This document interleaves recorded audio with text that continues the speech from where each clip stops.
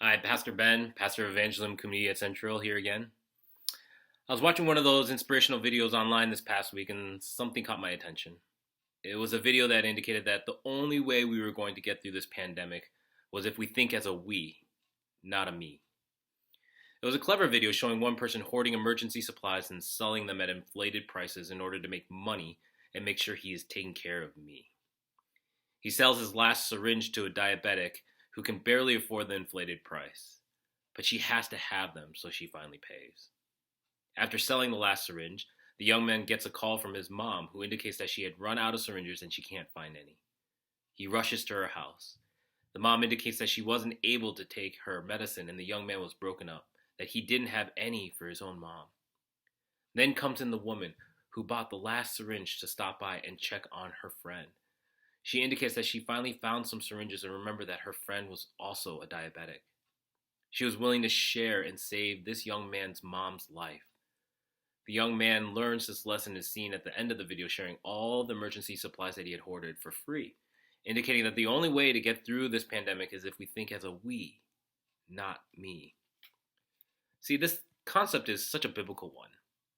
It is clear, especially from Jesus' teaching in life, that we are called to love others. The way forward is an example of Christ in humility and sacrificial living in thinking of others. In the New Testament, there are 100 occurrences of one another. And 59 of those occurrences are specific commands teaching us how to relate to one another. Obedience to those commands is imperative. It forms the basis for all true Christian community and has a direct impact on our witness to the world. John 13:35 reminds us of that when Jesus says, "The world will know you are my followers by your love for one another."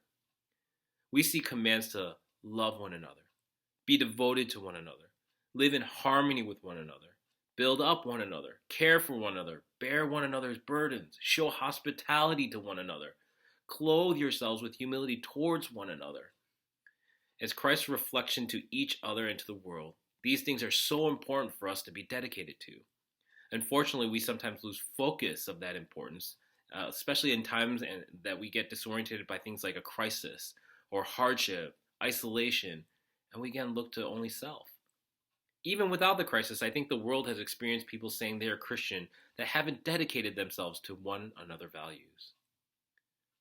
On the other hand, I have seen many examples of the church and Christians trying to truly follow and reflect these one another values. I pray that we will continue to be changed together to seek humility and love to reflect those one another values. As we continue to consider the future, I want to share that I've been so thankful for the leadership at Central.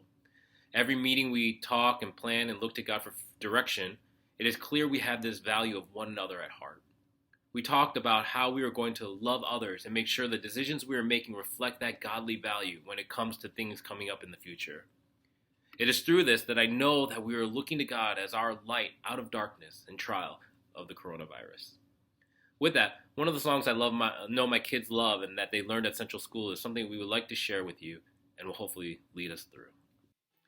In my wrestling, in my doubts, in my failures, Lord, walk out. Your great love will lead me through. You are the peace in my troubled sea. You are the peace in my troubled sea. In the silence, you won't let go. In my questions, your truth will hold. Your great love will lead me through. You are the peace in my troubled sea. You are the peace in my troubled sea. My lighthouse, my lighthouse, my